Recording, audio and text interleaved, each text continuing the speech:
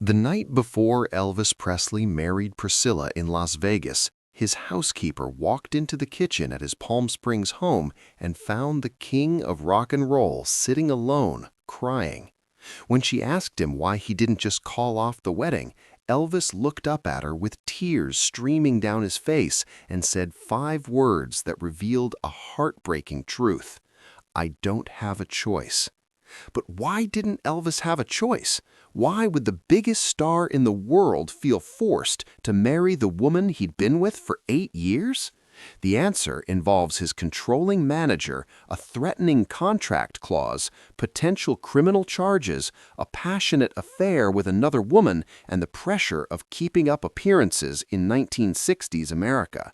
This is the shocking true story of Elvis Presley's wedding, a ceremony that lasted only 8 minutes but sealed the fate of a marriage that was doomed from the start.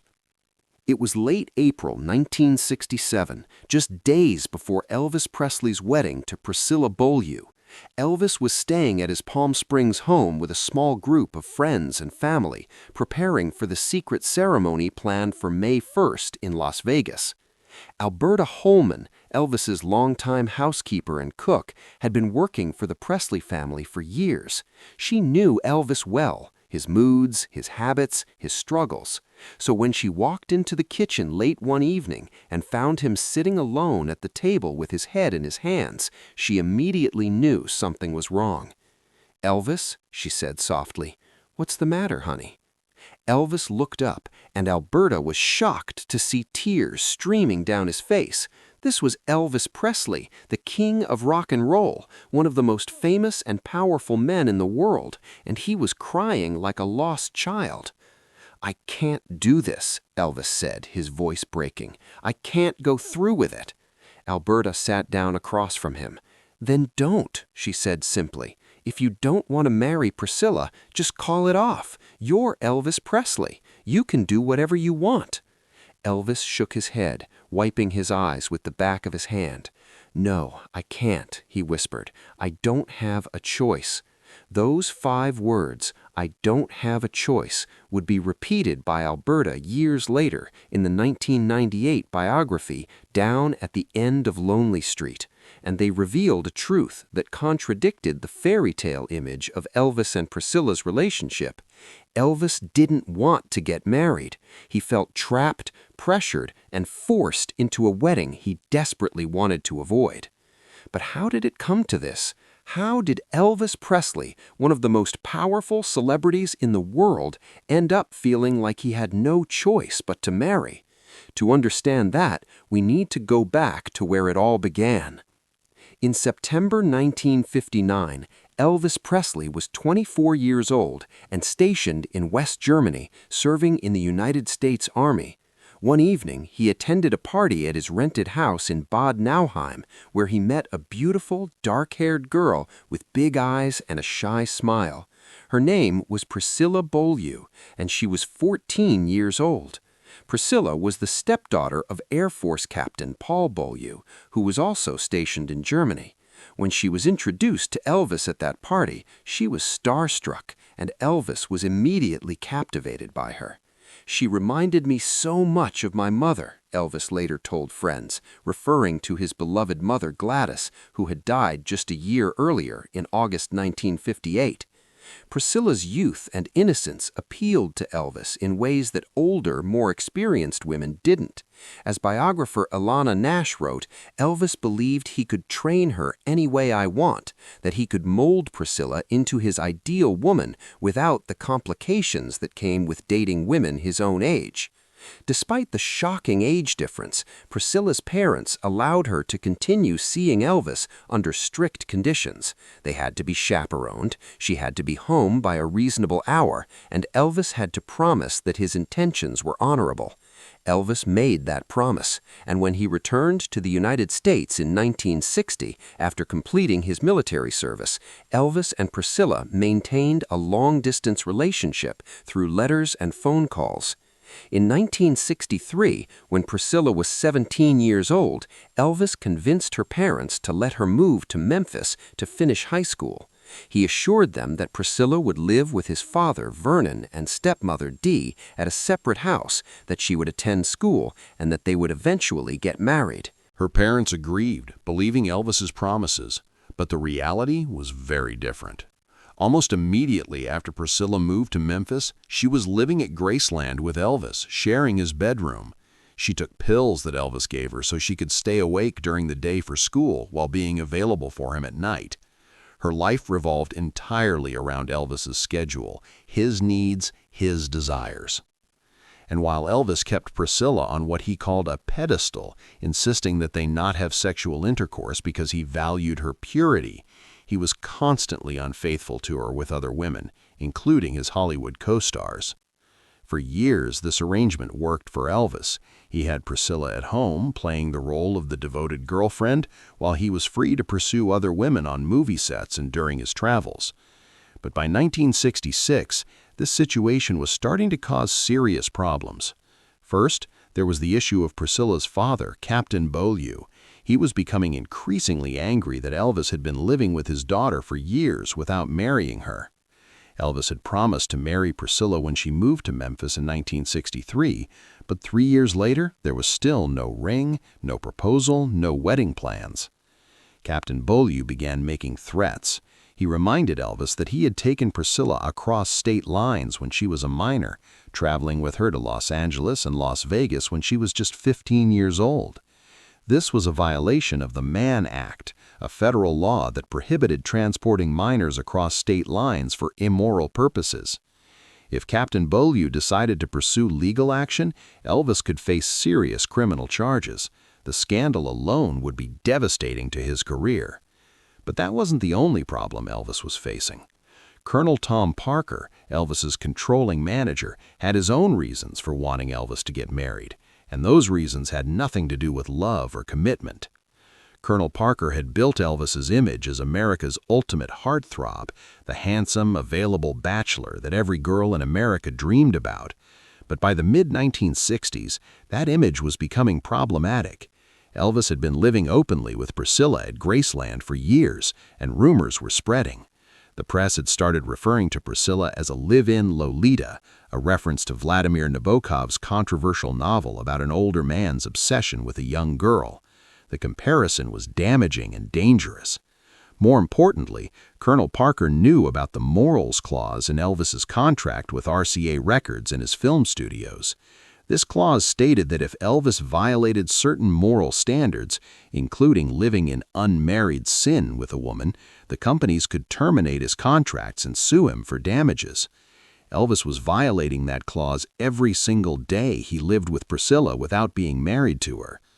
Colonel Parker became obsessed with getting Elvis married. He knew that Jerry Lee Lewis's career had been destroyed in 1958 when it was revealed that he'd married his 13-year-old cousin.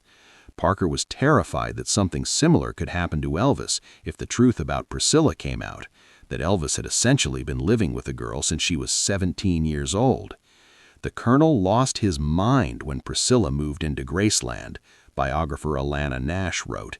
He knew it was a ticking bomb. So Colonel Parker began pressuring Elvis to marry Priscilla, not because it was the right thing to do, not because Elvis loved her and wanted to build a life with her, but because it was necessary to protect Elvis's image and his lucrative contract. But there was one more complication, and her name was Ann-Margret. In 1964, Elvis co-starred with the beautiful Swedish actress Ann-Margret in the film Viva Las Vegas. The chemistry between them was electric, both on-screen and off. Elvis and Ann-Margret began a passionate affair that became one of the most talked-about romances in Hollywood. Ann-Margret was everything Priscilla wasn't: sophisticated, independent, ambitious, and experienced. She was a star in her own right, not someone Elvis could control or mold. And Elvis fell hard for her. He was hot and heavy with Ann-Margret, and it looked like he might dump Priscilla to end up with her, biographer Alana Nash revealed. For a while, Elvis considered leaving Priscilla for Ann-Margret. He talked about asking Colonel Parker to take Ann-Margret on as a client so they could work together more often. He was genuinely torn between the two women, Priscilla, who represented stability and the dutiful wife he thought he should have, and Ann-Margret, who represented passion and excitement. Colonel Parker was horrified by the Ann-Margret situation. He saw her as a threat to his control over Elvis. If Elvis married Ann-Margret, a strong-willed woman with her own manager and her own career, Parker's influence might be diminished. Parker much preferred Priscilla, who had no career, no outside interests, and no one in her life except Elvis. Priscilla was controllable. Ann-Margret was not. So Parker increased the pressure on Elvis to marry Priscilla. He reminded Elvis of the morals clause. He warned him about potential legal problems with Priscilla's father. He painted a picture of scandal and career destruction if Elvis didn't do the right thing and marry the girl he'd been living with. Sandy Martindale, another actress Elvis was dating at the time, later said, "I know he loved Priscilla, but I don't think he was ready to get married." And Elvis himself, sitting in that Palm Springs kitchen with tears streaming down his face, told his housekeeper Alberta the truth. "I don't have a choice." In December 1966, shortly before Christmas, Elvis finally proposed to Priscilla. He gave her a 3.5-carat diamond ring surrounded by 20 smaller diamonds, a ring that cost a fortune and looked impressive in photographs, which was exactly what Colonel Parker wanted. Priscilla was overjoyed. After 8 years of waiting, after being patient through Elvis's affairs and his broken promises, she was finally going to become Mrs. Elvis Presley. But Elvis was miserable. Over the next 4 months, as the wedding date approached, Elvis's mood grew darker. He was withdrawn, anxious, irritable. He knew he was about to make a decision that would change his life forever, and not necessarily for the better. Colonel Parker took complete control of the wedding planning. He wanted everything done his way, for maximum publicity and minimum fuss. The wedding would be small and secret, held in Las Vegas to avoid the media circus. Only 14 people would attend the ceremony itself, followed by a larger reception for about 100 business associates, family members, and friends. This decision caused rifts between Elvis and some of his closest friends. Red West, one of Elvis's oldest and most loyal friends, was told at the last minute that he couldn't attend the ceremony, simply wasn't room. Other members of Elvis's inner circle were similarly excluded. The wedding arrangements felt less like a romantic celebration and more like a business transaction, because that's exactly what it was. On April 30th, 1967, the night before the wedding, Elvis and his small wedding party were staying at his Palm Springs home. The plan was to fly to Las Vegas in the early morning hours of May 1st to throw off any reporters who might be following them. It was that night, in the quiet hours before his wedding, that Alberta Holman found Elvis crying in the kitchen. "I can't do this," Elvis told her. "I don't want to do this." "Then don't," Alberta replied. "Just call it off." But Elvis shook his head. "I don't have a choice." Later, other friends would confirm what Alberta witnessed. Marty Lacker, one of Elvis's closest confidants, said years later, "Elvis didn't want to get married. He felt trapped. He was being pushed into it by the colonel, by Priscilla's father, by the morals clause in his contracts. He felt like he had no way out." But despite his tears, despite his doubts, despite his desperate wish that he could somehow escape, Elvis went through with it. At midnight on May 1st, 1967, Elvis and his wedding party boarded Frank Sinatra's private jet, which Sinatra had generously lent to them, and flew from Palm Springs to Las Vegas. At 3:30 a.m., Elvis and Priscilla went to the Clark County Courthouse to obtain their marriage license. Only clerks were working at that hour, which ensured that the news wouldn't leak to the press before the ceremony. A few hours later, at 9:30 a.m., Elvis Presley and Priscilla Beaulieu were married in a private suite at the Aladdin Hotel in Las Vegas. The ceremony was performed by Nevada Supreme Court Justice David Zenoff and lasted exactly 8 minutes. 8 minutes. That's how long it took to seal the fate of a marriage that neither person truly wanted, at least not in the way it was happening. Elvis wore a black paisley silk brocade tuxedo and cowboy boots. Priscilla wore a white silk chiffon gown with long lace sleeves, pearl embellishments, a 3-foot tulle veil, and a rhinestone tiara. She looked like a princess from a fairy tale. But the reality was far from a fairy tale. During the press conference that followed the ceremony, a reporter noticed Elvis's somber expression. "Snap him smiling," the reporter told the photographers. "He doesn't smile much lately." Elvis forced a laugh and joked, "How can you look happy when you're scared?" Everyone in the room laughed, thinking he was making a typical groom joke about the nervousness of getting married. But those who knew Elvis well understood that he wasn't really joking. He was terrified, not of marriage itself, but of what he'd just committed himself to. Vernon Presley, Elvis's father, sitting across the crowded room, yelled out, "Can't help you now, son. You're on your own." Again, everyone laughed, but there was truth in that statement. Elvis was on his own, locked into a marriage he'd been pressured into, with no easy way out. The reception that followed was extravagant, a $10,000 champagne breakfast featuring oysters Rockefeller, roasted suckling pig, lobster, southern fried chicken, and a massive 6-tier wedding cake that stood 5 feet tall and cost $3,200, equivalent to about $30,000 today. But despite the lavish celebration, those closest to Elvis could see that something was wrong. He smiled for the cameras and danced with his bride to his song "Love Me Tender," but his eyes were sad, distant, troubled. After the reception, Elvis and Priscilla flew to Palm Springs for their honeymoon. It was that night, after years of Elvis insisting they wait, that the marriage was finally consummated. Priscilla had been a virgin on her wedding night, just as Elvis had always insisted she should be. But the honeymoon period, both literal and metaphorical, was short-lived. Exactly 9 months after their wedding, on February 1, 1968, Priscilla gave birth to their daughter, Lisa Marie Presley. Elvis was thrilled to be a father, but the baby's arrival created new problems in their marriage. Elvis had always idealized Priscilla's purity and virginity. Now that she was a mother, he struggled to see her as a sexual partner. As Priscilla later wrote in her memoir, "He had mentioned to me before we were married that he had never been able to make love to a woman who had a child." Their physical relationship began to deteriorate.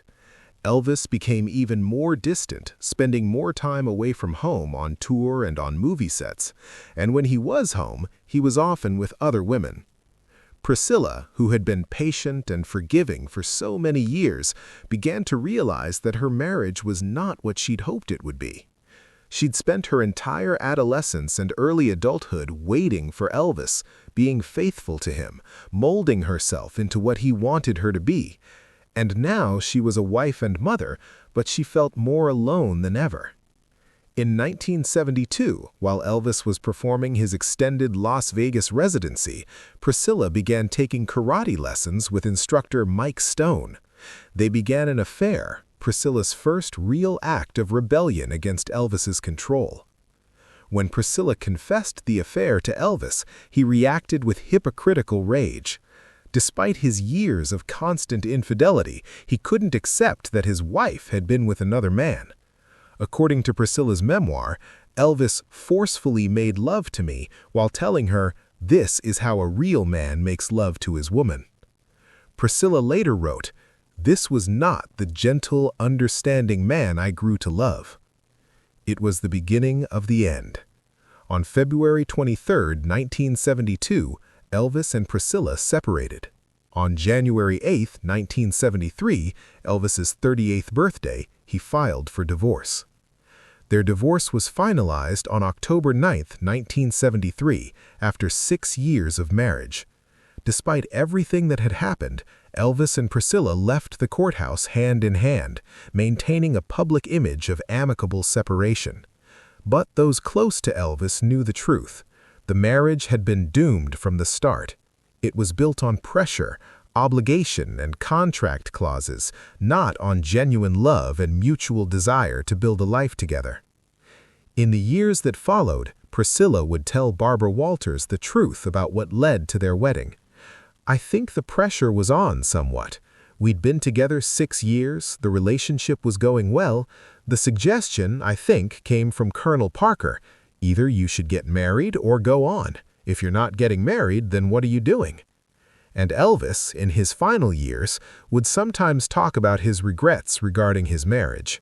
He loved Priscilla in his own way, and he adored their daughter, Lisa Marie, but he never stopped wondering what might have happened if he'd had the courage to say no, if he'd stood up to Colonel Parker, faced the consequences with Priscilla's father, and refused to be pushed into a marriage he didn't truly want. On August 16, 1977, Elvis died at Graceland at age 42. He and Priscilla had been divorced for 4 years, but Priscilla later said that Elvis was absolutely the love of her life and that she had no regrets about their relationship. But the question remains, what if Elvis had listened to his own heart that night in Palm Springs when he sat crying in the kitchen? What if he'd found the courage to say, "I'm not doing this, I'm calling off the wedding"? Would his life have turned out differently? Would he have been happier? Would he have lived longer? We'll never know, because on May 1, 1967, despite his tears and his doubts and his desperate feeling that he had no choice, Elvis Presley walked down that aisle and married Priscilla Beaulieu in an 8-minute ceremony that would seal both of their fates. The story of Elvis crying the night before his wedding is one of the most heartbreaking revelations about the king of rock and roll. It exposes the reality behind the glamorous image, that even the most powerful, famous, successful people can feel trapped, pressured, and forced into decisions they don't want to make. Elvis Presley had everything: fame, fortune, talent, looks, power. But he didn't have the one thing that mattered most: the freedom to make his own choices about his own life. When Alberta Holman found him crying in that Palm Springs kitchen and asked why he didn't just call off the wedding, Elvis gave her the saddest answer possible: "I don't have a choice."